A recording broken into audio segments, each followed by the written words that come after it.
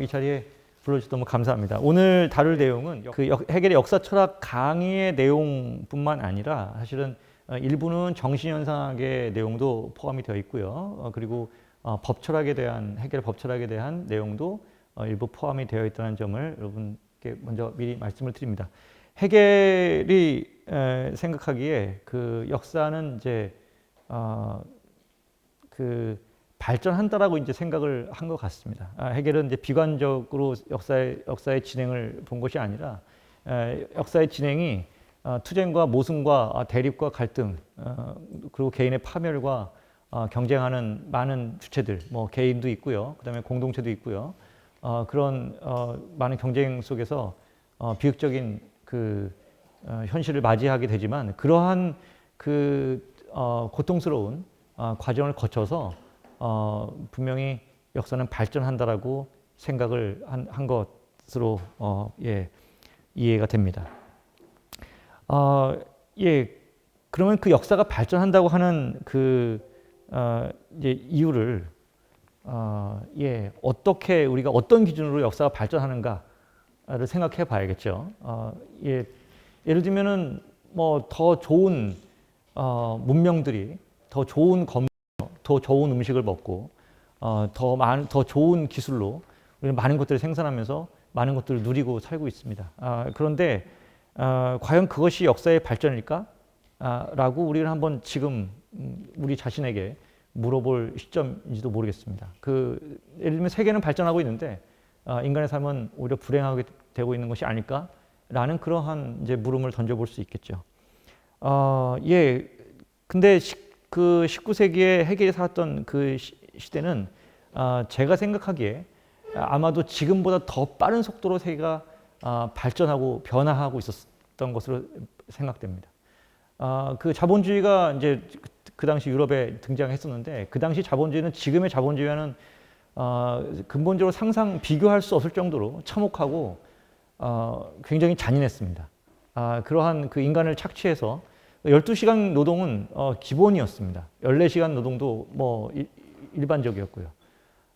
그러니 사실 노동하는 대부분의 사람들은 우리가 생각하는 그러한 지금 같은 삶을 생각할 수조차 없었던 시기라고 볼 수 있습니다. 그런 상황 속에서 굉장히 많은 것들이 생겨나고 급속도로 발전하고 있었던 것은 분명하지만 과연 그러한 그 시대 속에서 역사가 발전하는가라는 물음을 던졌을 때 과연 역사가 발전하고 있는 것일까?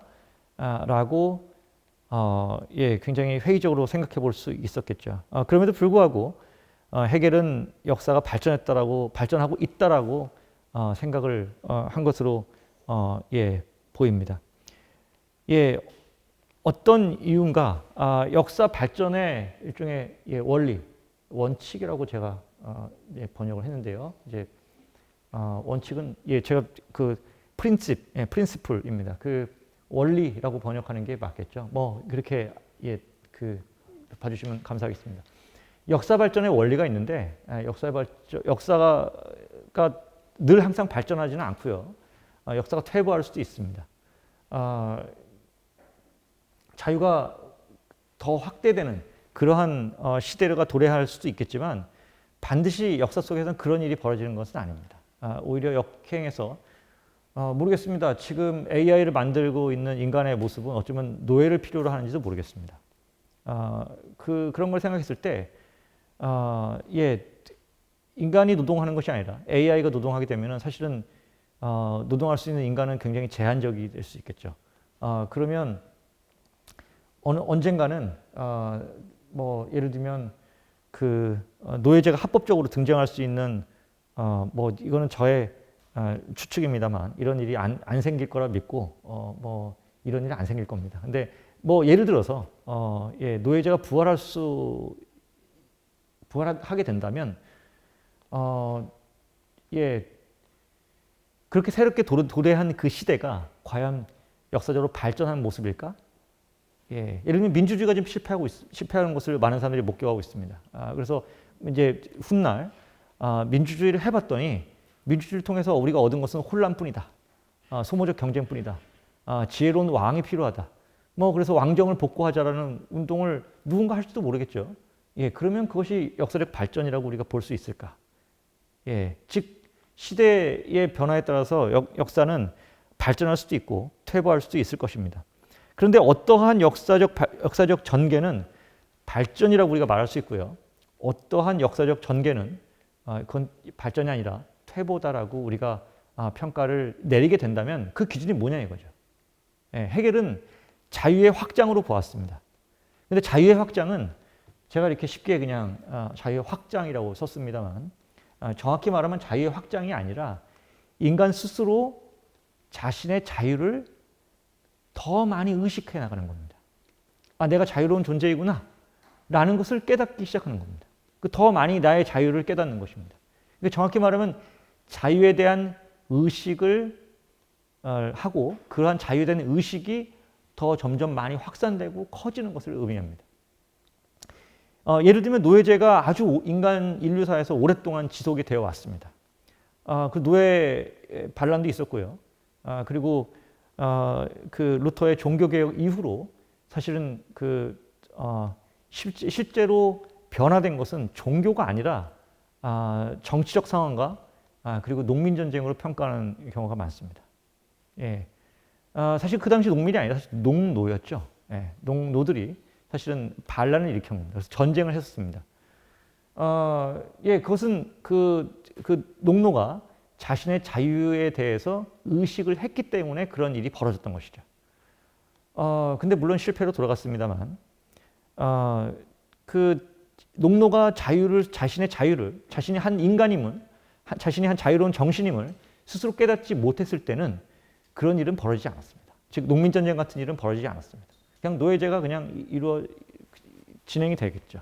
그리고 내가 경작한 그 소출은 당연히 영주가 가져가는 것이다 라고 당연히 그렇게 생각했겠죠. 나는 농노니까 당연히 어렵게 사는 것이 뭐 나에게 준 하늘이 준 뭐 소명이다 이렇게 생각할 수도 있을 거고요. 아니면은 뭐 이것은 내가 가진 업보다 이렇게 생각할 수 있고 그걸 받아들이면 살았겠죠. 예. 자, 그러한 역사적인 그 과정이 상당히 오랫동안 진행되어 왔다고 우리는 볼 수 있습니다. 왜냐하면 노예제가 사라진 지 사실은 얼마 되지 않습니다. 그것을 생각해 봤을 때 예, 인간이 스스로 자유로운 존재임을 의식하게 된 것은 사실은 역사에서 예, 그렇게 길지 않다는 점을 우리가 생각해 볼 필요가 있습니다. 해겔은 바로 인간의 역사적 과정 속에서 하나의 자유로운 정신으로서 자신의 본질이 곧 자유라는 것을 스스로 의식해 나가는 과정이 역사 속에서 있다는 점을 해겔은 역사의 발전 과정에서 꿰뚫어 본 것 같습니다. 그래서 역사 발전의 원리는 정신의 자유가 확장되는 것이고 자유의 확장은 그 정신이 자신의 본질인 자유를 스스로 의식해 나가는 더 많이 의식해 나가고 그래서 그 자유에 대한 의식을 구체적으로 실현시키는 과정이라고 해겔은 생각을 했습니다. 그렇기 때문에 역사의 발전에서 다른 새로운 시대가 도래했는데 그 새로운 시대에 도래한 정치 체제나 제도나 법이나 이런 것들이 종교나 예술이나 이런 것들이 자유의 확장에 반대된다면 그것은 사실은 역사의 발전이라고 볼 수가 없겠죠. 네. 자, 그래서 해겔이 생각하기에 모든 한 동시대에 존재하는 민족이나 국가나 사회나 문화권들이 있는데 그 동시대에 존재하는 모든 공동체와 문화권에서 역사적 발전이 일어난다고 생각하지는 않았던 것으로 보입니다. 예. 왜냐하면 많은 동시대 문화권에서 어떤 지역은 여전히 자유가 억압되는 지역이 있고요. 어떤 지역에서는 자유가 인간이 자유에 대한 눈을 떠서 사실 투쟁이 벌어지긴 하지만 그 자유가 현실적으로 실현되는 그런 과정을 거치기도 하기 때문에 그렇습니다. 그러면 왜 역사적 발전의 원리를 해겔은 자유의 확장으로 보았는가? 해겔이 보기에 정신의 본질은 자유라고 봤기 때문에 그렇습니다. 사실은 뭐 해겔이 말한 정신이라고 하는 것은 이제 주관 정신, 객관 정신, 절대 정신이 있습니다. 주관 정신은 우리 인간 같은 개별적인 그런 한 인간의 정신을 생각하면 되고요. 객관 정신은 매우 독특합니다만 공동체, 사회, 국가, 제도, 법, 역사도 사실은 객관 정신에 포함됩니다. 예, 그것은 어느 한 인간이라고 말할 수는 없지만 그 주관 정신들이 모여서 사실은 습관과 문화를 형성하고 그것이 공유되는 과정에서 마치 우리가 새롭게 만든 제2의 자연처럼 예, 마치 우리 밖에서 우리를 규제하는 그러한 하나의 세계로서 그러한 예, 공동체나 제도나 법이 현상합니다. 그것을 헤겔은 이제 객관 정신으로 불렀습니다.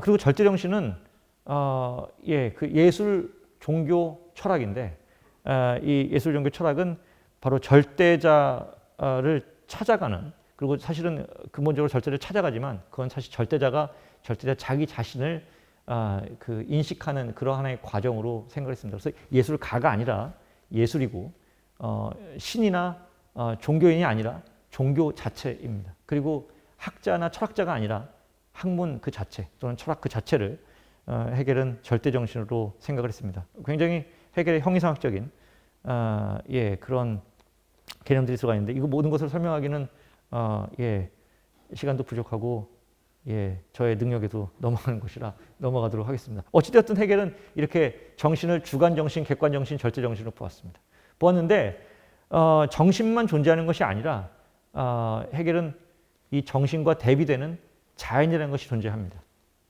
자연이라는 것이 존재하는데, 그러니까 이 세계에 존재하는 것은 정신과 자연이 두 개가 존재를 합니다. 그런데 이 정신과 자연은 사실상 우리가 실제적인 세계 속에서는 대립물로서 정신은 자유로운 존재이고 자연은 자유롭기보다는 자연 법칙의 필연성에 의해서 현상하는 것으로 그렇게 보았습니다. 근데 분명히 완전히 다른 법칙성에 의해서 지배되는 것으로 보통 일반적으로 이해되는데, 헤겔은 이 정신과 자유도 사실은 더 포괄적인 이념이라고 하는 것으로부터 나왔다라고 헤겔은 말하고 있습니다. 그래서 우리가 생각하기에 대립적인 정신과 자연의 그 대립물은 사실은 하나의 동일한 이념으로부터 나온 두 가지 다른 현상이라고 헤겔은 이해를 했습니다. 그래서 모든 것을 다 이제 관념으로, 이념으로 설명하려고 하는 절대적 관념론자이기도 합니다. 우리가 살펴볼 이 역사적 발전은 바로 객관 정신에 해당하는데요. 이 객관 정신 안에서 주관 정신도 살아가고 있습니다. 그리고 절대 정신이라고 하는 예술, 종교, 철학도 이 공동체 안에서, 객관 정신 안에서 자기 스스로를 전개해 나가고 있습니다. 그런 점에서 그 역사의 발전이라고 하는 것을 생각했을 때 제도의 발전으로 볼 수도 있고요, 정치의 발전으로 볼 수 있고요, 한 인간의 자유의 또는 권리의 확장으로도 볼 수 있습니다. 또 한편으로는 예술의 발전으로 볼 수 있고요, 종교의 발전으로 볼 수 있고요, 또 학문의 발전으로도 볼 수 있을 것입니다. 바로 그러한 모든 정신의 본질은 자유고, 그 자유가 더 확대되어 가는 것이 그것이 곧 역사의 발전의 원리라고 헤겔은 생각을 했습니다. 여러분이 생각하기에 역사가 이렇게 발전하는 것 같은지 한번 생각해 보시고 한번 이 강연을 생각해 주시면, 들어주시면 감사하겠습니다. 개인의 자유는 공동체에서 실현됩니다. 이것을 부정할 수는 없을 겁니다. 아마도 자유주의자나 아니면 칸트의 도덕 철학 같은 경우에 순수히 한 인간의 이성에 의해서 자기 자신의 의지를 규정하는 그런 자율적인 그 행위를 통해서 도덕이 실현될 수 있다라고, 그 도덕의 실현을 통해서 의지의 자유가 실현될 수 있다라고 말할지도 모르겠습니다. 하지만 그 사람조차도 사실은 정언명법을 보게 되면 그 너의 주관적인 행위 원칙이 마치 보편타당한 원칙인 것처럼 행위하라라고 했을 때 그때 보편타당한 법칙이라고 하는 것은 타자도 너처럼 그렇게 행위할 수 행위해야만 한다고 생각하는지 그렇게 판단하고 너의 주관적 행위 원칙에 따라서 행위하라는 겁니다.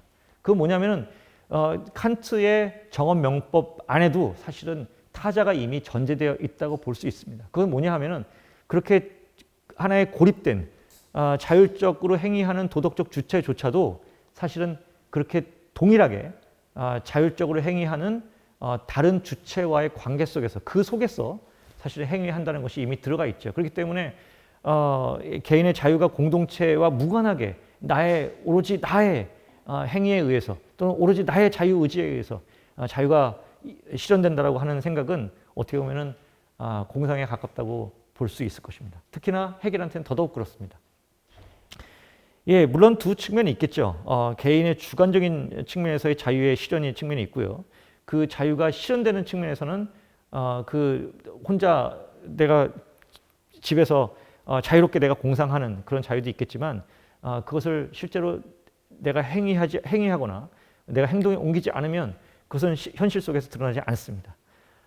사실은 후자의 그 자유가 그 현실 속에서 드러나게 되는 이 자유가 사실은 더 구체적이고 의미 있는 자유라고 할 수 있겠죠. 그렇기 때문에 개인의 자유는 공동체에서 실현되는 것이라고 우리는 볼 수 있을 것입니다. 그리고 그러면 자유로운 공동체는 뭐냐? 그 구성원이 자유가 실현될 수 있는 공동체입니다. 우리 공동체는 자유를 보장하는데 자유를 보장하기 위한 그 법에 의해서 오히려 구성원들의 다른 권리나 자유가 침해된다 그러면은 또는 다른 공동체에 우리 공동체 아니라 다른 공동체에 있는 구성원들의 자유를 침해한다거나 아니면 억압한다 그러면은 사실 그거는 그 본질적인 의미에서 자유로운 공동체라고 말할 수 없겠죠. 그렇기 때문에 공동체는 무엇을 지향해야 되느냐? 사실은 그 구성원들의 자유가 확장될 수 있도록, 자유가 실현될 수 있도록 하는 제도와 법을 마련하는 것이 사실은 그 공동체가 가지고 있는 역사적 발전의 관점에서 봤을 때 목적이라고 볼 수 있다는 겁니다. 그렇기 때문에 개인의 자유와 어떤 그 공동체의 자유가 사실은 두 가지가 조화를 이룰 때 역사 속에서 자유의 그 확장은 현실적으로 일어난다고 볼 수 있을 것입니다. 이것이 헤겔의 생각이라고 볼 수 있습니다.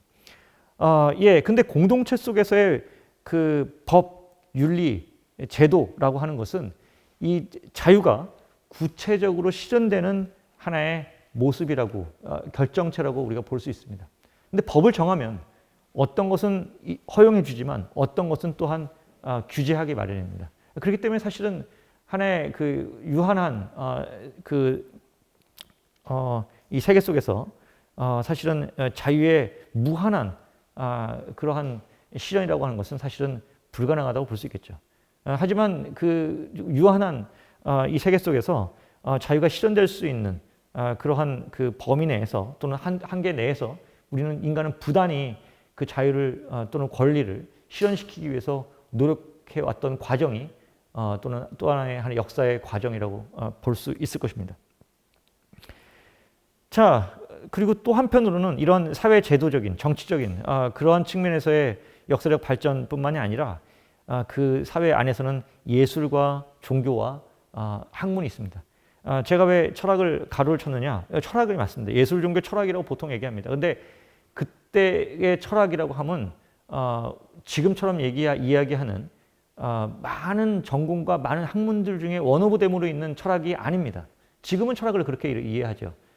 그렇게 철학을 이해하기 때문에 철학이 가지고 있는 본질적인 그 잠재력과 파워가 지금 그 없어지고 있는 것이 아닌가 생각이 듭니다. 철학은 한 번도 그렇게 발전한 적이 없습니다. 철학은 사실은 학문 일반으로서 발전했고 그 안에 사실은 과학이 들어와 있었습니다. 그것은 대학의 역사를 봐도 그렇고요.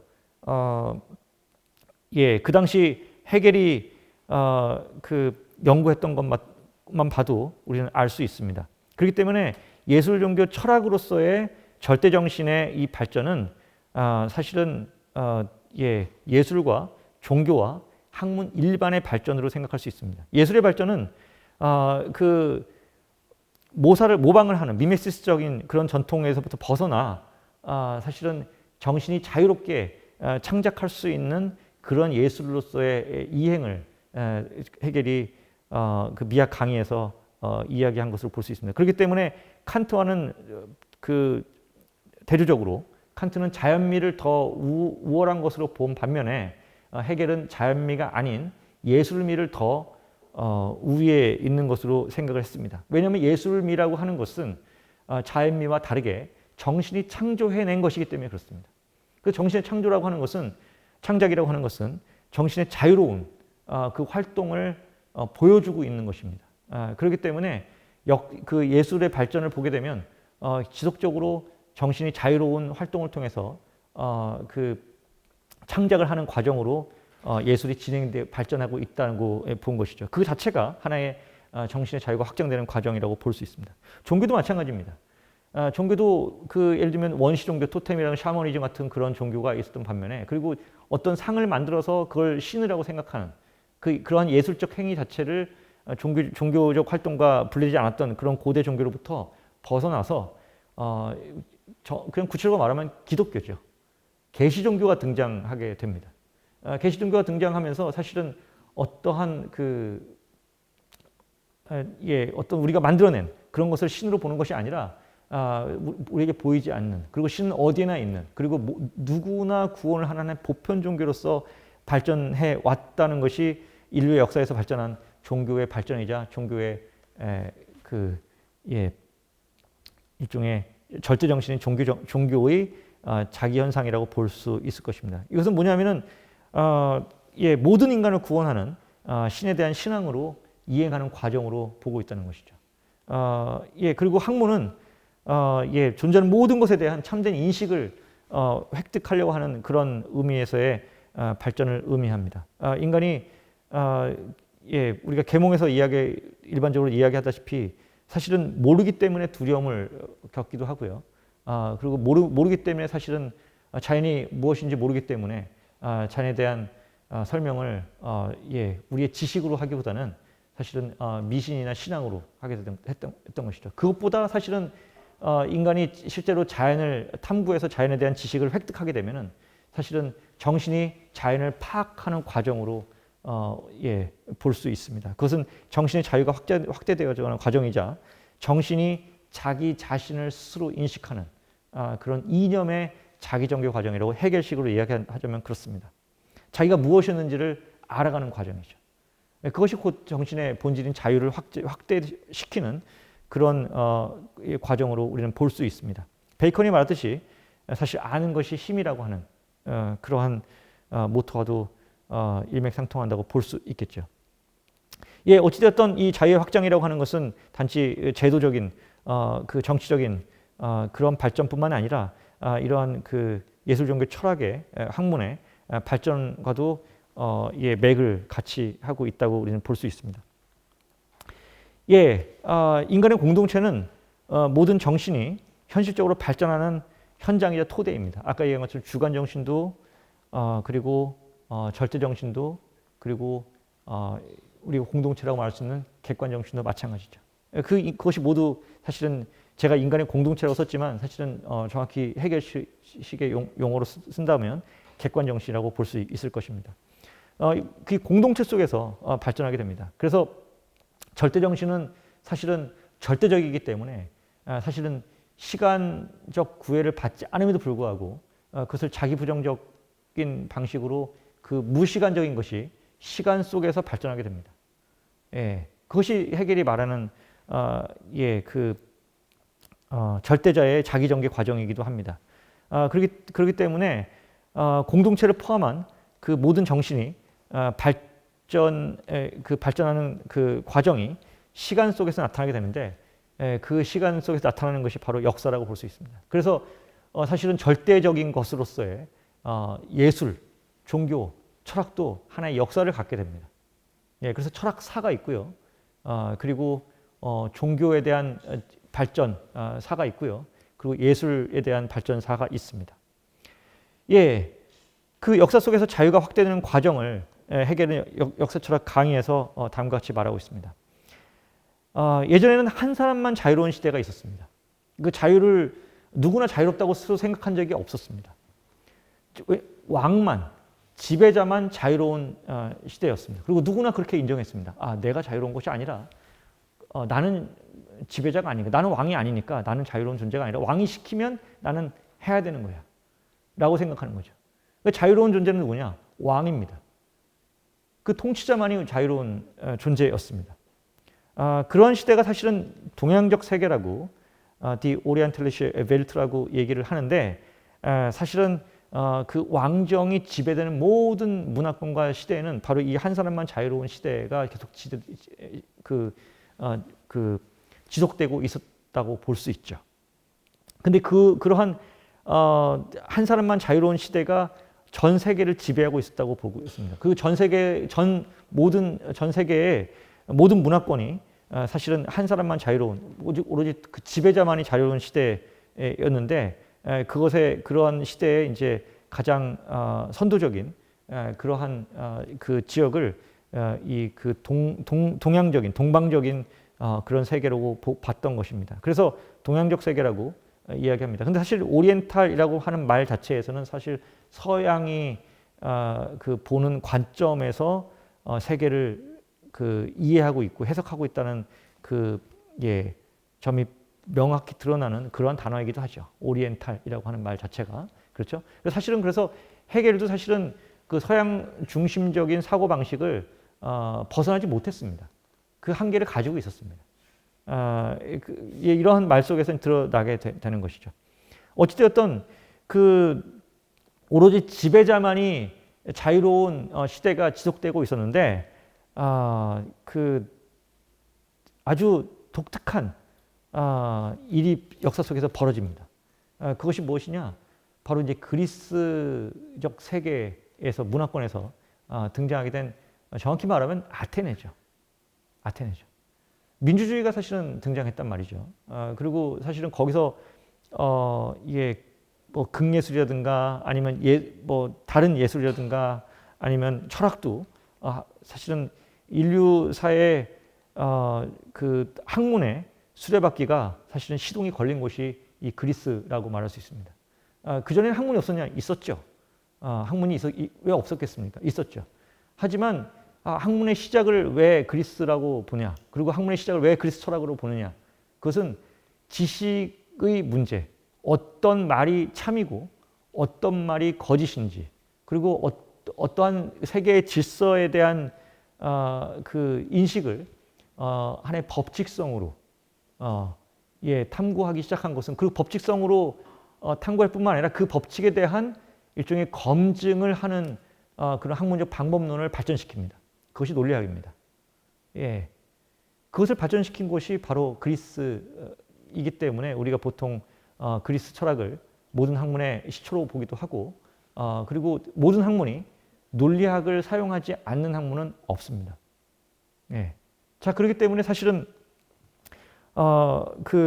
이 그리스 철학을 철학의 출발이자 학문의 출발로 우리가 보는 이유인데, 이 그리스 아테네에서 아주 그 전 시대와는 획기적으로 다른 사건이 벌어지는데, 너만 자유로운 것이 아니라 나도 자유롭다는 생각을 하게 됩니다. 그런 생각을 하지 않았으면, 그 인간 자신이 자신의 본질이 곧 자유라고 하는 것에 대한, 자유에 대한 의식, 자유에 대한 자각이 없었으면 이런 일은 벌어질 수 없었다는 것이죠. 그래서 헤겔이 평가하기에 이 고대 그리스의 이러한 생각은 인류사에서 굉장히 하나의 아주 획기적인 사건으로 평가를 하고 있습니다. 인류의 정신이 그야말로 자유의 눈을 뜨게 된 하나의 순간으로 포착을 하고 있습니다. 그래서 사실은 나뿐만 아니라 몇몇 사람들이, 그 다수의 사람들이 자유롭다라는 생각에 이른 것은 아닙니다. 아닙니다. 근데 그리스 아테네에서 이런 일이 벌어졌다고 하는 것은, 이것이 쉽게 말하면 민주주의인데, 민주주의가 한번 반짝하고 나타났다가 사라져버립니다. 민주주의가 지금 꽃을 피운 건 지금이죠. 근데 헤겔은 그것을 이제 목도한 겁니다. 민주주의란 말을 쓰지 않지만, 사실은 그런 생각을 인간이 하게 된 지역이 있었고 그것이 전승되었고 그것을 발견했다는 것 자체가 사실은 굉장한 역사적 발전의 중요한 계기라고 생각을 한 겁니다. 인간이 자신의 본질이 자유라고 하는 것에 대한 눈을 뜨게 된 것이죠. 근데 사실은 그렇게 인간이 자신의 자유에 대해 눈을 떴는데 그러면 인간의 자유가 확대되었고 그전에는 오로지 지배자만이 자유로운 시대였는데 지배자만이 자유로운 것이 아니라 나도 자유롭다는 생각을 갖게 되었으니까 굉장히 획기적인 사건인 건 분명합니다. 그 이후에 사실은 자유가 확대되었으니까 좋은 날들이, 좋은 시대가 왔을 거라고 우리가 볼 수 있을 텐데 헤겔은 꼭 그렇게만 본 것은 아닙니다. 어떻게 보면은 헤겔은 이렇게 인간이 자유에 대해 눈을 떴는데 사실은 굉장히 무질서와 혼란에 빠져 있는 쉽게 말하면 마치 사춘기와 같은 그러한 그 인간의 인간 정신의 역사에서 마치 사춘기와 같은 그런 시대였다라고 평가를 합니다. 청년기 또는 유년기, 소년기 이렇게 평가를 합니다. 그러니까 쉽게 말하면 뭐 질풍노도 같은 그런 시기였죠. 그건 그리스 민주주의를 보면 알 수 있습니다. 사실은 그 그리스 민주주의를 보게 되면은 자신의 의견이 옳다라는 주장을 할 수 있기 때문에 사실 민주주의가 가능한 것이죠. 그래서 아고라에 모여서 너가 그런 생각을 갖고 있다면 나는 이런 생각을 갖고 있다라고 얘기를 하죠. 그 의견들이 사실은 난무하고 싸웁니다. 근데 그 다양한 의견들을 사실은 정리해주거나 무엇이 옳고 그른지를 가르치는 일이 필요했습니다. 그러다 보니 사실은 소피스트가 등장하기도 했고요. 사실은 그 고대 그리스의 민주주의 혼란기가 등장하기도 했다고 볼 수 있습니다. 그래서 사실은 그러한 자유에 눈뜬 인간이 혼란스러운 그 상황에 빠져 있었고 그 혼란을 사실은 해결하기 위해서 사실은 이제 법적 체계가 등장하게 되었다고 해결은 평가합니다. 그러한 세계가 사실은 로마 세계죠. 로마의 그 만민법이 등장하면서 사실은 그 법에 의해서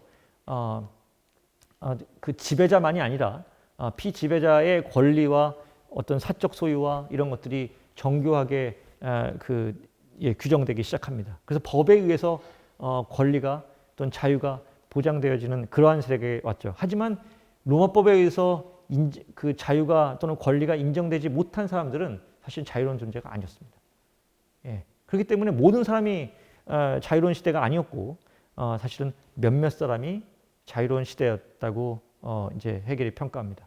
자유가 확대되는 과정이죠. 그러다가 이제 게르만 세계에 등장하면서 점점 그 자유가 확대되면서 모든 사람이 자유로운 시대로 발전하는 과정을 거치고 있다라고 얘기를 합니다. 그러면 이 게르만 세계에서 역사가 끝나는 것이냐? 헤겔은 이렇게 서술을 합니다. 근데 헤겔은 또 한편으로 이렇게 서술을 합니다. 정신은 무한한 것이기 때문에 절대로 유한한 한계를 가질 수 없다라는 것이죠. 자기가 본 세계는 이렇기 때문에 게르만 세계로 끝났겠지만 사실은 헤겔은 역사가 계속 발전할 것이라고 하는 것에 대한 생각을 했던 것은 분명한 것 같습니다. 하지만 자기가 봤던 시대가 여기밖에 없으니까 이렇게 생각을 했었겠죠. 어찌되었든 이렇게 세계를 세 가지로 나누면서 한 사람만 자유로웠던 시대, 그리고 다수의 사람들이 자유로운 시대, 그리고 이제는 모든 사람이 자유로운 시대로 이행해 나가는 과정 중에 있다라는 그러한 세계가 그 당시에 현재 진행되고 있다라고 헤겔은 생각한 것으로 보입니다. 자, 그런데 그렇게 역사의 발전이 예를 들면 오리엔탈 세계가 있고요. 그다음에 그리스 로마 시대가 있었고요. 그리고 게르만 시대가 있어서 자유가 점점 확대되어 가는 과정으로 하는 역사적인 거시적 관점에서 우리가 볼 수 있을 텐데 헤겔은 독특하게도 이 자유의 확장에 따라서 한 인간의 규정이 바뀌는 것을 헤겔은 이야기를 하고 있습니다. 그 과정은 먼저는 한 인간을 어떻게 부를 것이냐라는 문제입니다. 한 인간을 individual이죠. 영어로 치면 individuum입니다. 나눌 수 없는 것 이렇게 봤습니다.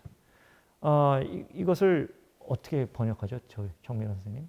보통 개체, 그렇게 번역을 하죠. 저는 이제 개별자로 번역했습니다. 나누어지지 않는 것입니다. 한 인간을 그렇게 보는 겁니다. 나누어지지 않는 것 이렇게 봤습니다. 예, 한 인간을 나누어지지 않는 것, 하나의 고유한 자기의 것을 갖고 있는 자기의 생각이든 자기의 의지이든 자기의 욕망이든 이러한 하나의 다른 것과 나눌 수 없는 오로지 나의 것으로 그렇게 볼 수 있는, 나는 어떤 것과 섞일 수 없는 거죠. 어떤 것과 대체할 수 없는 고유한 것으로 인간을 보기 시작한 때가 언제였느냐? 그리스 시대였습니다. 헤겔은 그렇게 봅니다. 인간이 더 이상 나눠줄 수 없는 하나의 고유한 개체로 인간 자기 자신을 보게 됐다는 것은 굉장히 많은 의미를 갖습니다. 나의 생각 또는 너의 생각, 그들의 생각이 각각이 있는데 그것이 다 고유한 개체의 고유한 생각과 의지와 욕망으로 볼 수 있다고 하는 것을 사실은 이제 보여주는 것이죠. 그렇기 때문에 이 개별자들은 오로지 나의 자유를 나의 생각과 나의 의지와 나에 의해서 사실은 결정하는 것으로 볼 수 있습니다. 그러다가 사실은 이제 페르손이라고 하는 말이 등장하게 됩니다. 페르손은 페르소나라고 하는 가면에서 등장하게 됐죠. 이 로마 시대의 법적 질서에 의해서 규정된 한 인간에 대한 규정입니다. 그래서 person이라고 하는 개념을 지금은 사인 또는 인격 이렇게 번역을 하는데, 왜 제가 개인으로 번역했느냐? 프라이빗이라고 하는 사적 영역을 법으로 보장해주는 시대가 도래하게 됐습니다. 그 사적의 고유한 영역을 법적으로 보호해주는 그 법이 로마법이었습니다. 그래서 개인의 소유권에 대한 굉장히 세분화된 그 규정들을 하기 시작합니다.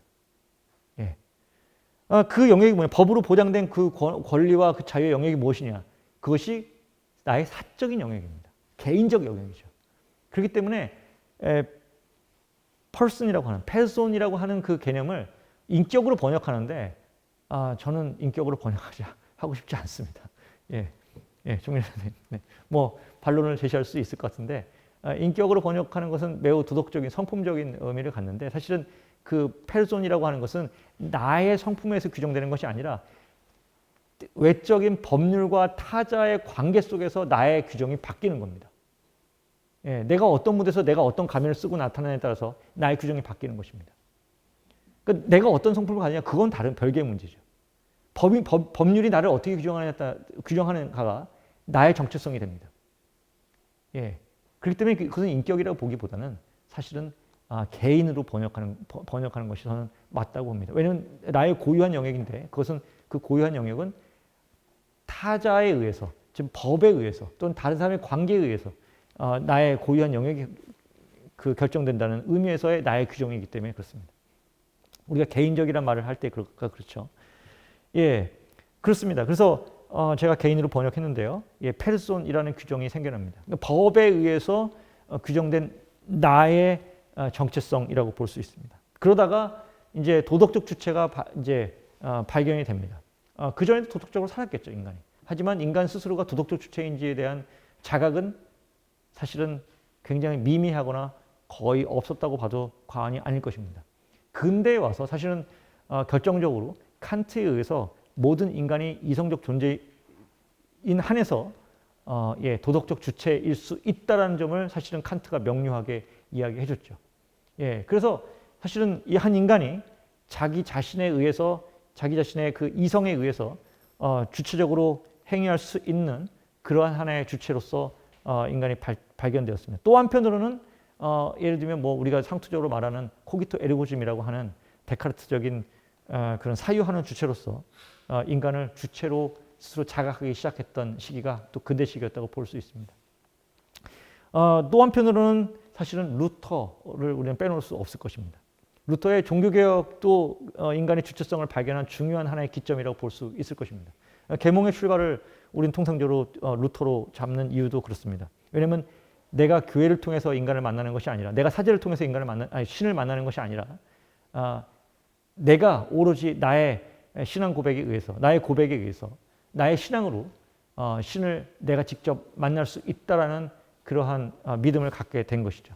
인간의 주체성을 고유한 주체성을 종교적 관점에서 발견시켜준 하나의 사건이 종교개혁으로도 볼 수 있을 것입니다.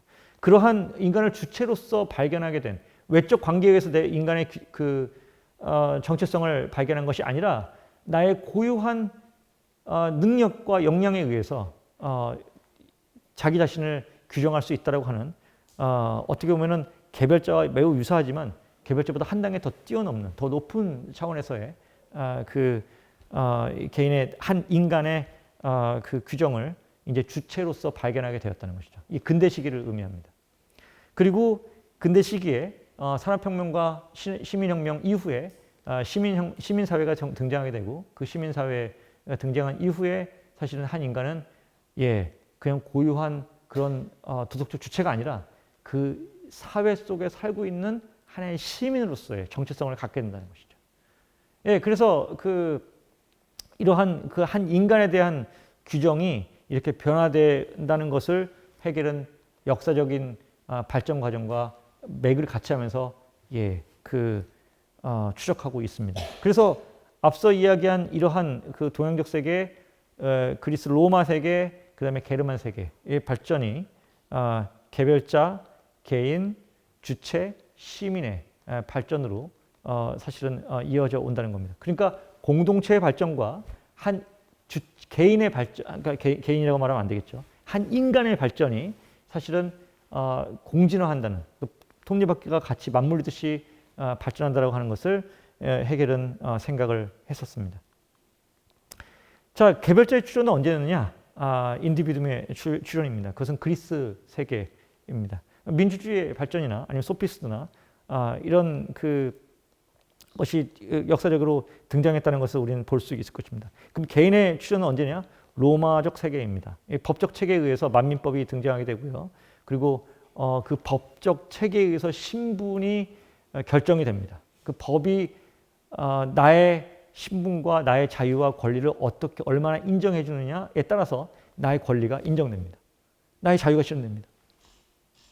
사실 그러한 시대가 사실 중세 봉건 질서까지도 계속 이어지고 있었다고 볼 수 있겠죠. 그리고 주체 출현은 언제느냐? 바로 종교개혁이라고 볼 수 있습니다. 그리고 계몽의 시기와 어떤 도덕적 주체의 발견, 그리고 근대적 자아의 발견으로 볼 수 있을 것입니다. 그리고 시민의 출현은 아까 얘기한 대로 시민사회가 등장하게 된 것과 그다음에 근대적 국가가 체계가 등장하게 된 시기를 우리는 볼 수 있을 것입니다. 그것엔 중요한 역사적 계기는 산업혁명이 일어나고 그다음에 시민혁명이 일어남으로써 사실은 이러한 시민의 출현이 가능했다고 볼 수 있을 것입니다. 그럼 개별자의 자유는 어떤 것을 의미하느냐? 어떤 것에도 얽매이지 않는 자신의 고유한 자유만을 이야기를 합니다. 그래서 자신의 자유의 정당성을 오로지 자신의 그 고유함 속에서 주장하기 때문에 사실은 이 인디비두움의 개별자의 자유는 충돌할 수밖에 없습니다. 그리고 동등한 의미의 자유가 그 자유의 위력이 충돌하기 때문에 비극적 결말을 맞게 됩니다. 그리고 어떤 것이 옳고 그른지에 대한 사실 기준을 찾기가 객관적 기준을 찾기가 어려운 상황이 있었습니다. 왜냐하면 법적 체계가 아직 마련되지 않은 상황에서 여러 가지 법들이 그 당시 존재했었습니다. 실정법도 있었고요, 신법도 있었고요, 관습법도 있었습니다. 그래서 그 법의 정당성에 근거해서 자신의 자유를 주장하게 되는 그러한 일들이 벌어졌죠. 그거 대표적인 비극 작품이 바로 안티고네입니다. 그 안티고네를 헤겔이 분석을 많이 하는데 안티고네는 자신의 오라버니를 묻어줘야 한다는 그런 관습법적인 그런 신법에 의해서 자신의 자유 또는 권리를 주장합니다. 하지만 크레온은 폴리스를 지켜야 한다라고 하는 그런 측면에서 자신이 내린 그 실정법의 어떤 위력을 주장하게 됩니다. 근데 서로 싸우게 되죠.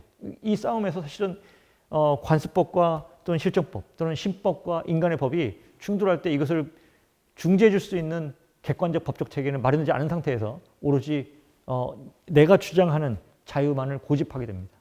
그래서 그 자유가 충돌하게 되는 그런 일들이 벌어지게 됐던 것이죠. 그래서 헤겔은 자유의 눈을 뜨게 됐는데 오히려 자유의 눈을 떴더니 더 많은 문제가 발생한다는 것을 헤겔은 이제 봤던 것이죠. 자, 그러다가 이제 페르손의 자유입니다. 이것은 법과 사회적 관계 속에서 실현되는 자유라고 우리가 한번 생각해 볼 수 있습니다. 법이 정하는 의미에서의 나의 권리와 자유가 보장되고 그 한계 내에서 사실은 내가 자유를 누릴 수 있는 것이죠. 우리가 일반적으로 법적인 사회적 제도 속에서 누릴 수 있는 그 자유는 대부분 하나의 페르손으로서의 자유입니다. 그래서 법인이라고 말하기도 하죠. 법인, 법적 인격체, 법적인 개인으로 보죠. 그래서 그 법이 한 단체도 하나의 법적 주체로 인정하게 되면 그 회사나 단체도 하나의 법적인 주체로서 법인, 그게 person이라는 개념입니다. 그것이 이제 로마 시대에 등장했다고 말을 합니다. 로마 시대가 끝나면 이것이 끝나느냐? 그렇지 않습니다. 이것은 계속 이어져 가는 것입니다. 그리고 주체의 자유는 사회적 관계로부터 독립적인 모든 인간의 고유한 자유를 의미합니다.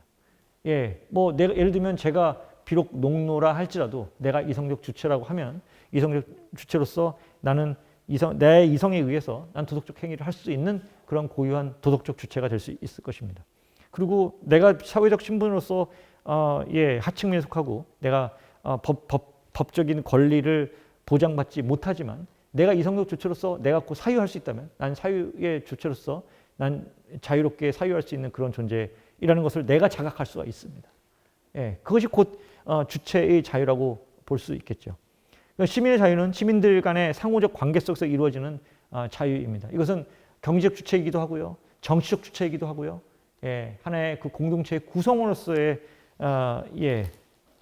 그 자유를 실현시키는 그런 과정이라고 볼 수 있을 것입니다. 그런데 이 자유의 확대는 자유와 자유의 충돌 속에서 실현된다는 겁니다. 이게 어떻게 보면 해겔의 일반적으로 저는 그런 말을 잘 안 씁니다. 거의 안 씁니다. 변증법이라고 말하고 싶지 않습니다. 변증법을 저는 잘 말하지 않습니다. 근데 변증법이라는 말을 해겔이 전혀 언급하지 않았느냐? 언급했습니다. 하지만 변증법이 무엇인지에 해겔은 한 번도 한 단락이라도 또는 한 챕터라도 어떤 책에서도 자세히 설명한 적이 없습니다. 그런데 해겔 철학을 얘기하면 다 변증법을 이야기합니다. 그래서 저는 변증법이 뭔지를 모릅니다. 다만 해겔은 자기 부정적 자기 관계성, 내지는 모순 또는 반성 이런 개념으로 우리가 소위 말하는 일반적으로 말하는 변증법에 대한 그 의미들을 명료히 개념적으로 설명한 것이 있기 때문에 저는 오히려 자기 부정성이라고 또는 모순이라는 말을 쓰고 싶기도 했었는데 자기 부정성이 난 것 같아서 자유의 자기 부정성이라는 제목을 달아봤습니다. 이 자유의 확대는 자유가 긍정적으로 펼쳐지고 실현되는 것을 의미할 것 같은데 해겔은 그 자유의 실현이 아주 모순되게도 자유와 자유가 충돌하는, 그래서 자유가 깨져버립니다. 그러한 현실적인 투쟁 관계 속에서 자유가 실현된다는 것을, 자유가 확대된다는 것을 해겔은 역설적으로 이야기를 합니다. 그래서 자유가 확대되는 것은 그 자유의 원리, 그 역사 발전의 원리가 무엇이냐? 그건 정신의 본질인 자유를 정신 스스로가 의식해 나가는 과정이라고 그러는데 그것은 정신의 아주 고단한 노동이라고 엑서 철학 강의에서 얘기를 합니다. 자, 그래서 그 자유가 의식됐는데 그 굉장히 모순되게도 그 자유에 대한 의식은 자유와 자유의 충돌을 불러일으킵니다. 그 충돌 속에서 자유가 확대되고 실현된다는 것을 보고 있습니다. 그렇기 때문에 자유가 확대되고 실현되는 과정은 굉장히 어떻게 보면 비극적인 그런 투쟁과 대립의 과정이 늘 항상 수반된다는 것이죠. 근데 그래서 결국은 자유가 다 파괴되는 방식으로 역사가 발전했느냐? 그렇지는 않다는 겁니다. 역사의 긴 장시간의 과정을 보게 되면 굉장히 고단하고 굉장히 비참한 비극적인 일들이 벌어지는 과정 속에서 역사가 발전해 왔는데 그 과정은 언제나 늘 조금씩 자유가 확대되는 방식으로 제도가 바뀌고 정치제가 바뀌고 종교가 바뀌는 방식으로 역사가 발전해 왔다는 것이죠. 그렇기 때문에 지금 현재의 고통스러운 과정은 앞으로 일어날 조금 있을 그 역사의 진보와 발전에 기여하고 있는 중이라고 헤겔은 이야기하고 있는지도 모르겠습니다. 예, 그래서 고통과 어려움을 겪는다 하더라도 좌절하지 말고 희망을 가지라.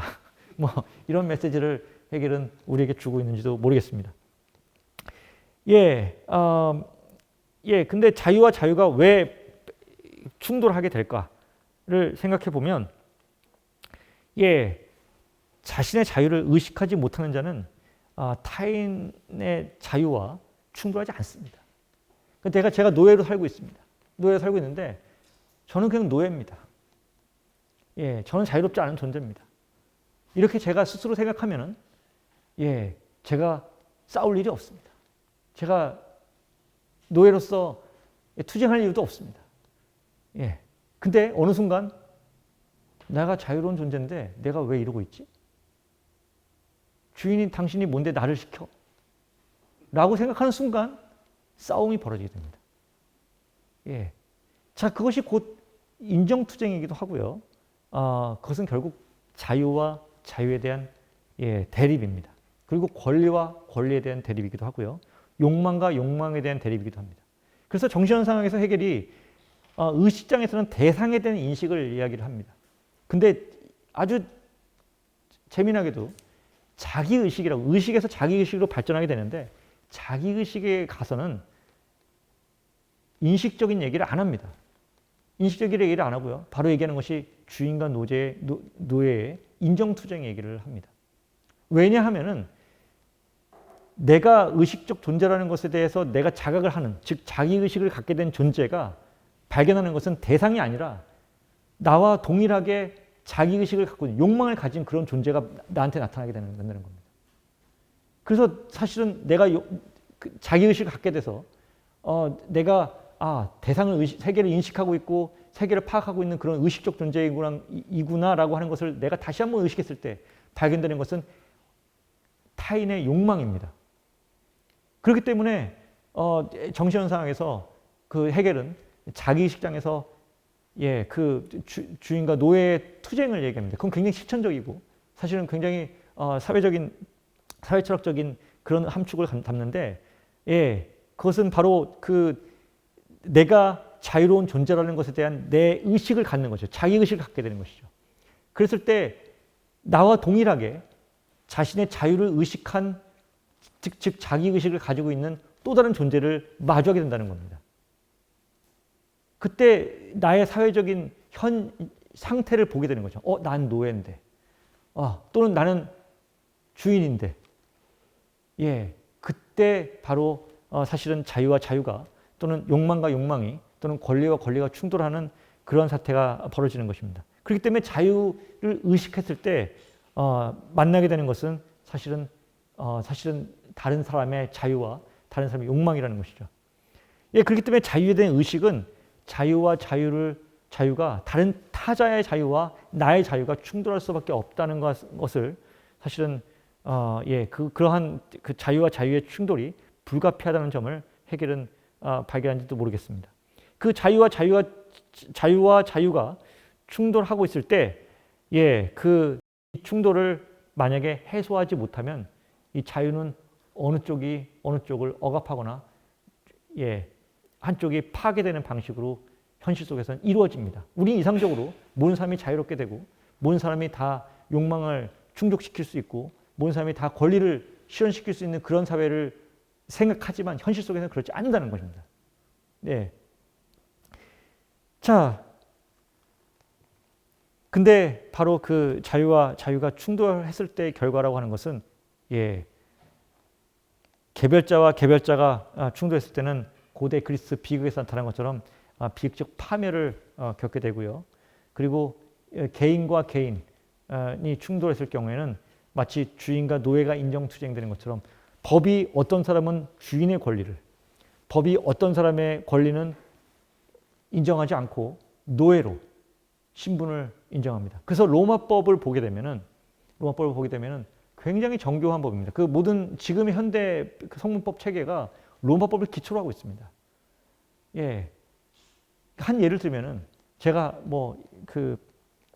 퀴즈 예, 뭐 제가 뭐라도 초코파이로 하나 갖고 와야 되는데 퀴즈를 예, 뭐 퀴즈 아닙니다만 제가 뭐 질문 한번 드리겠습니다. 로마법상으로 노예의 자식은 반드시 노예였을까요? 로마법의 기준으로 노예가 자식을 낳으면 그 자식은 반드시 노예가 된다. OX로 할까요? 예, 아니니까 물어봤겠죠, 그렇죠? 네, 아니니까 물어봤겠죠? 아닙니다. 예, 아닙니다. 로마법을 보게 되면 비록 애를 잉태하고 있는 어떤 그 노예 여자가 예, 지금 현재 노예 상태에서 애를 낳았다 하더라도 애를 잉태했을 때 그 상태에서는 자유인이었다면 그 아이는 자유인으로 구출해 줍니다. 예, 그러한 규정 굉장히 다양한 경우를 나눠서 예, 한 인간의 자유와 권리를 법으로 보장하려고 했습니다. 예. 그 여러 가지 노예가 되는 경우가 있죠. 뭐 법을 어겼다거나 그런 경우에 굉장히 많은 경우에 이제 노예로 전락하는 자유인이 있었습니다. 그래서 법이 그 사람의 자유를 박탈해 버리는 거죠. 그 사람은 비록 자유가 박탈됐다 하더라도 그 아이는 자유인으로 법으로 보장해 줘야 한다는 겁니다. 예, 이러한 것들이 그 당시 로마 시대에 있었습니다. 예를 들면 그 바울이 예, 왜 로마 가서 재판을 받았겠습니까? 예, 왜냐하면 다른 로마가 지배하고 있는 지역에서 법을 어겼다 하더라도 그 지역에는 그 지역의 법률이 있었습니다. 그걸 허용했습니다. 그것을 사실은 아우토노미라고 불렀습니다. 예, 그 아우토노미라고 하는 자치권의 개념을 근데 사실은 도덕 철학으로 가지고 와서 자율이라고 하는 개념으로 도덕적 자율이라고 갖고 오는데 원래 개념은 식민지가 된 그 지역이 자치권을 가졌을 때 그걸 아우토노미라고 부르죠. 아우토와 노모스의 결합입니다. 그래서 사실은 로마가 지배하는 그 지역에서도 사실은 각각의 지역 왕들이 있었습니다. 예, 그래서 이스라엘 지역에 헤롯 왕이 있었지 않습니까? 하지만 반란을 일으키는지 일으키지 않는지를 감시하기 위해서 예, 총독을 보내죠. 예, 그랬던 것이죠. 근데 그 지역의 법으로 예를 들면 그 로마 시민권을 가진 자가 그 지역의 법을 어기거나 그 지역에서 범법 행위를 했을 때 그 지역의 법으로 재판하지 못하도록 합니다. 로마 시민권을 가진 자는 반드시 로마로 와서 재판을 받도록 하겠습니다. 자, 그것이 바로 그 한 인간의 그 권리를 로마법으로 예, 그 신분을 인정한다면 그 사람은 그 로마법을 따라야 된다고 하는 점입니다.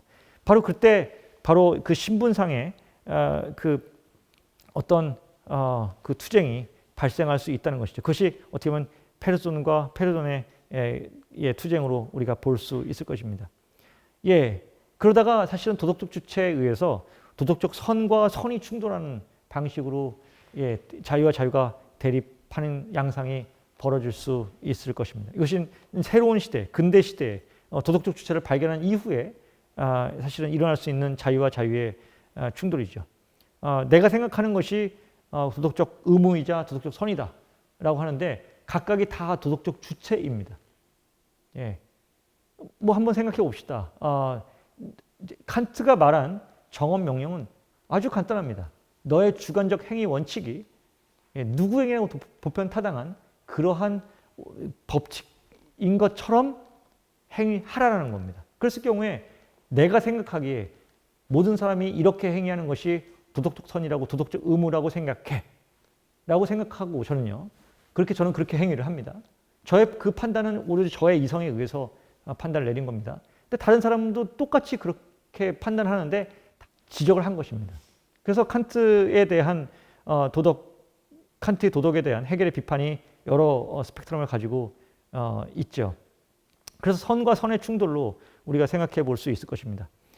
그리고 하나의 시민사회에서 욕망의 충돌이 있을 수 있는데 그것은 경제적 주체로서의 경제적 주체가 자신의 욕망을 실현하기 위한 하나의 그 욕망들의 체계로서의 이 사회 시스템 자체가 시장 경제 질서 속에서 욕망이 충돌하는 그런 방식으로 난다는 것이죠. 그것이 시장 질서 내에서의 경쟁 관계라고 볼 수 있을 것입니다. 예, 그런데 그 정신이 자신의 본질인 자유를 의식함으로써 정신의 자유는 역사와 현실 속에서 등장하게 되는데, 현실 속에서 자신의 자유를 자각한 정신은 자유와 자유, 다른 정신의 자유와 대립하는 그러한 그 문제에 직면하게 됩니다. 자유의 대립의 문제를 해결하지 않으면 자유로운 정신은 오히려 이 자유의 충돌 때문에 현실 속에서 자신의 자유를 실현하지 못하는 그런 모순에 빠진다는 것이죠. 그렇다고 해서 그러면 정신이 자신의 자유를 자각하지 않으면 어떻게 됐습니까? 이런 충돌과 모순에 빠지지 않겠죠. 대신에 그러면 자유가 확대되지 않겠죠. 그렇기 때문에 자유는 자기 부정성을 갖게 되고 자신의 자유를 자신의 본질인 자유를 의식하지 않을 수도 없고요. 또는 의식하게 되면은 다른 자유로운 정신과 대립함으로써 자신의 자유가 좌절될 수 있는 가능성이 생긴다는 겁니다. 현실 속에서. 그렇기 때문에 이러한 그 자기 부정성 또는 자유의 이 충돌을 해소하지 않으면 역사의 발전은 사실상 일어나지 않는다는 겁니다. 그렇기 때문에 역사의 발전은 한편으로 이러한 자기 부정성을, 자유의 자기 부정성, 자유의 대립을 해소하는 과정으로도 우리가 볼 수 있다는 것입니다. 예, 자, 민주주의가 등장했습니다. 민주주의가 등장했더니 굉장히 의견도 많아지고요, 복잡합니다. 예, 굉장히 소모적입니다. 예, 그래서 민주주의를 안 했으면 좋겠다. 오히려 똑똑한 왕이 일사천리로 일을 처리해주고 우리는 그냥 생업에 종사하는 것이 더 바람직하지 않을까라고 해서 민주주의를 우리가 버리거나 아니면 포기할 수 있을까요? 아니면 제가 대통령 선거에 출마해서 공약을 여러분한테 제시합니다. 제가 대통령이 당선된다면 노예제를 부활시키겠습니다. 1가구 1노예. 노예를 어디서 데려올지는 묻지 마십시오. 여러분들은 노예는 안 될 겁니다. 여러분 어떻습니까? 1가구 1노예제. 좋지 않습니까? 저를 찍어주시겠습니까? 어떻습니까? 저는 찍겠습니다. 예, 내 표는 나오겠죠. 예, 하지만 당장 미쳤다. 이런 얘기가 나올 겁니다. 왜 그럴까요? 예, 정신의 본질이 자유이기 때문에 이 정신의 본질을 스스로 의식한, 즉 자유를 의식한 그런 일종의 정신은 다시 되돌릴 수 없다는 겁니다. 예, 그래서 그 시간을 되돌릴 수 없듯이 역사의 발전도 되돌릴 수 없다는 것이죠. 예. 그런 측면에서 어떻게 보면은 역사가 한편으로는 진보하기도 하고요, 역사가 퇴보하기도 합니다. 하지만 한번 자유 의식한 그 정신은 다시 되돌아갈 수는 없다는 겁니다. 그래서 19세기 그 당시 헤겔이 살았던 그 시대를 실제로 보게 되면 프랑스 시민혁명 이후로 상당히 굉장한 정치적 혼란기를 겪었습니다. 헤겔 스스로도 그 정치적 혼란기에 온갖 많은 사람들이 무고하게 죽어가는 것을 보고 이거는 좋게 말하면 동물의 왕국이지만 정말 그 표현 그대로 한다면 짐승들의 왕국이었습니다. 그 참혹한 시대 공포 정치를 표현을 그렇게 합니다. 충격과 공포였습니다. 그런데 왕정복고가 등장을 했었습니다. 사실은 나폴레옹이 축출된 이후에 그 프랑스 시민혁명의 정신을 계승하기보다는 그 혼란기를 오히려 없애고 다시 왕정을 복구하자라는 운동이 있었습니다. 근데 헤겔은 굉장히 싫어했습니다. 예. 왜냐하면 그 혼란기가 있었음에도 불구하고 그 왕정의 왕정이 복구된다면 사실은 모든 인간이 자유로워지는 그런 시대로 가는 그 길이 사실은 걸림돌이 생긴다는 것이죠. 그렇기 때문에 사실은 왕정 복구에 대해서 사실은 헤겔은 굉장히 부정적이었습니다. 자, 그렇기 때문에 어떻게 보면은 자유의 확장이라고 하는 이 비가역성이라고 하는 것이 어떻게 보면 역사의 진보라고 우리는 생각해 볼 수 있을 것입니다. 근데 이 역사의 진보는 자유가 가지고 있는 자기 부정성, 즉 자유가 대립하고 충돌하고 자유가 부서지고 깨지고 하는 그러한 자유의 대립의 문제를 해소하지 않으면 해결되지 않는다는 것이죠. 그래서 역사의 발전 과정은 구체적으로는 사실은 이 자유의 대립을 해소해 나가는 과정으로 우리는 생각해 볼 수 있다는 겁니다. 그래서 제도가 만들어지고요. 새로운 공동체가 출현하게 되고요. 법적 질서가 만들어지고요. 예, 새로운 다양한 어떤 그 해소 과정이 자유의 대립에 대한 해소 과정이 구체적으로 현실화되어져 가는 것을 우리는 역사 속에서 볼 수 있다는 거죠. 예, 그래서 예를 들면 고대 그리스의 개별자와 개별자의 비극적 파멸이라고 하는 이 대립의 문제를 보게 되면은 자, 안티고네가 맞다고 할 수 있겠습니까? 크레온이 맞다고 할 수 있겠습니까?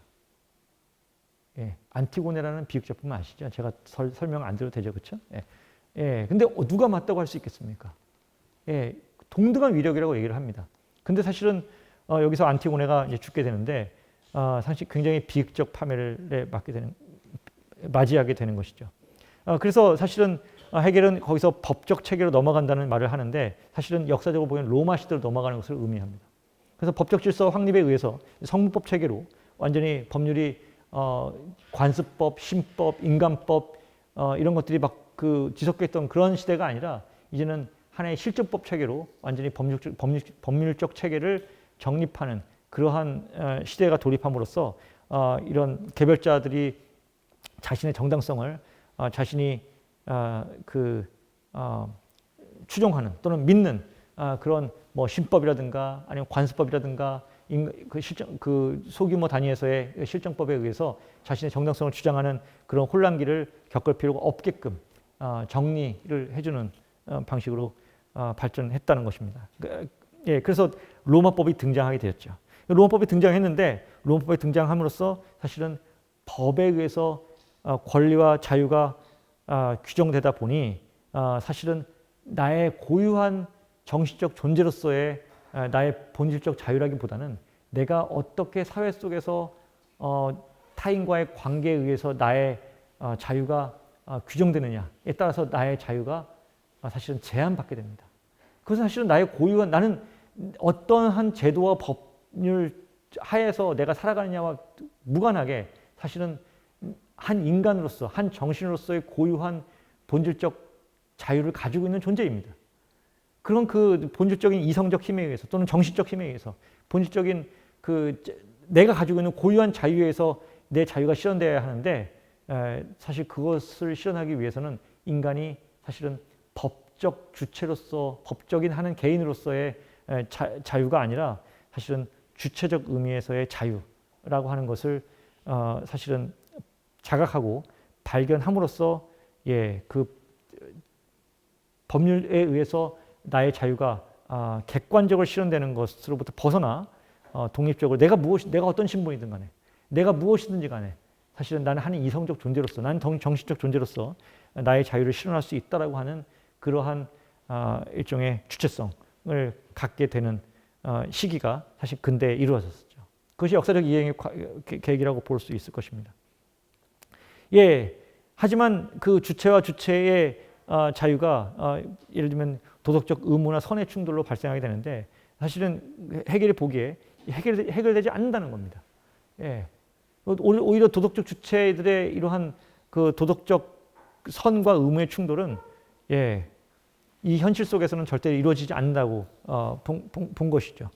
예, 그래서 헤겔은 구체적으로 인간이 공동체 속에 살고 있기 때문에 그 인간이 살고 있는 그 공동체의 그 인륜 또는 인륜성의 그 아주 구체적인 제도, 공동체 제도나 이런 것에 의해서 오히려 도덕적 자유가 제한되고 부정되는 것 같지만 그 도덕적 주체의 주체성이 그 자립성이 오히려 그 공동체 안에서 실현된다고 헤겔은 생각을 한 겁니다. 그래서 어떻게 보면은 인륜성은 공동체의 제도나 공동체성은 사실은 개인의 자유를 부정하고 어떻게 보면은 억압하는 것 같지만 사실은 한 인간의 도덕적 원자와 같은 도덕적 주체와 같은 그런 원자화된 하나의 그 주체들은 구체적인 공동체 속에서 살아가지 않으면은 절대로 그 주체적인 자유를 발휘할 수 없다는 것이죠.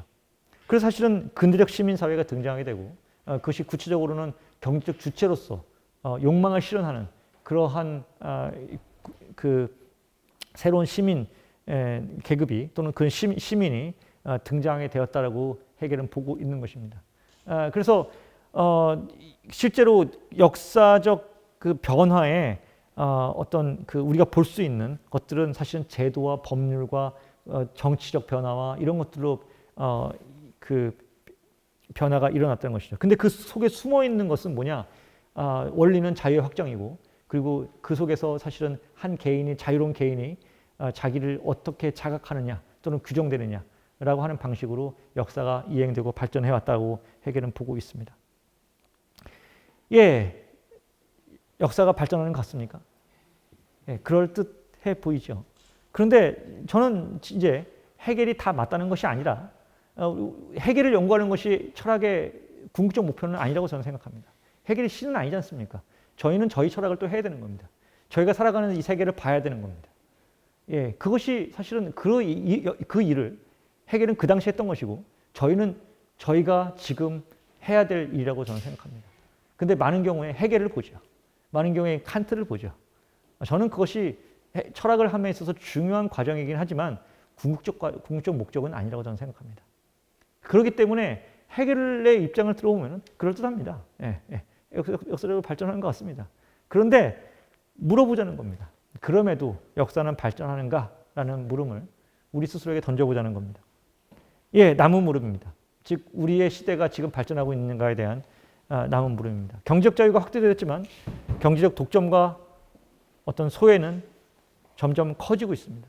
그래서 이 해법을 더 이상 찾기 어려운 상황에 있습니다. 예전에는 WTO 체제, 즉 자유무역을 하자 그럽니다.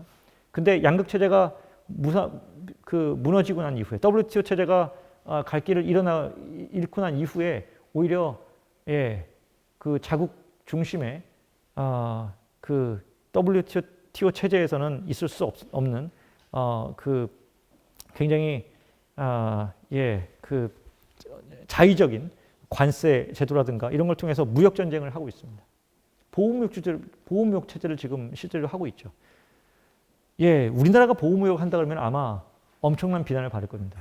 근데 미국이 보호무역 체제를 지금 하고 있는데 다 이렇게 가야 한다고 생각하고 있죠. 언제는 WTO 체제, 자유무역 체제를 하자라고 해놓고 이제는 보호무역 체제를 하고 있습니다. 즉 경제적 자유가 확대됐는데 경제적 독점을 오히려 사실은 아무도 묻지 않습니다. 그것이 문제가 있다는 것에 대해서. 미국이 정책을 인플레이션 때문에 한다고 하지만 실제로 지금 나타나고 있지 않습니까? 사실은 미국의 달러를 다시 미국으로 흡수함으로써 다른 통화 가치들을 평가절하시키기 위한 전략이었다는 것이 드러나고 있습니다. 사실은 이러한 경제적인 그 일종의 강대국들이 하는 행태가 이것이 정말로 자유시장 경제 질서, 그들이 말하는 자유시장 경제 질서인가? 아무도 묻지 않습니다. 자, 그렇기 때문에 해법을 찾기 어려운 상황에 지금 도달해 있습니다.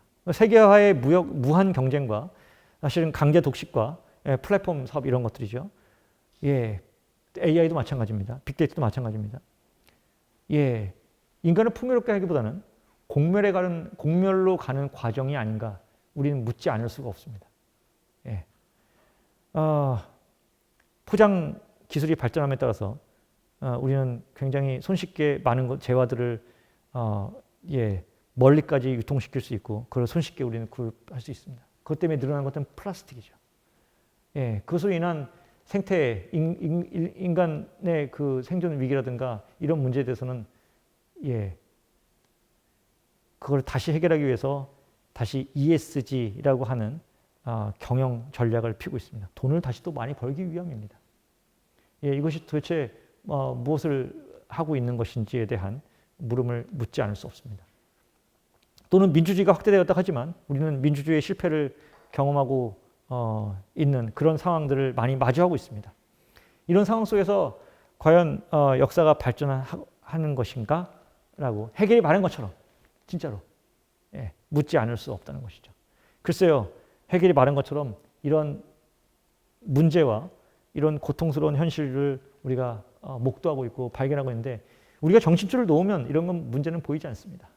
그냥 우리가 살고 있는 하루하루를 열심히 살아가면 이런 문제는 절대 보이지 않습니다. 그냥 하루로 내가 열심히 돈 벌기 위해서 살아가는데요. 근데 우리가 정신임을 자각하고 사실은 우리가 살고 있는 세계를 둘러보게 되면 아주 쉽게 찾아볼 수 있는 지금 우리가 처한 역사적 상황과 현실이죠. 이러한 굉장히 어려운 현실이 해겔이 말한 것처럼 자유가 확대되어져 가는 그러한 과정 속에서 불가피한 자유의 자기 부정성인지 아니면 인간이 영원히 공멸해 나가는 그런 아도르노가 이야기한 것 같은 그런 비극적 과정, 결말로 이어져 가는 것인지 우리는 물어볼 필요가 있을 거라고 생각이 듭니다. 감사합니다.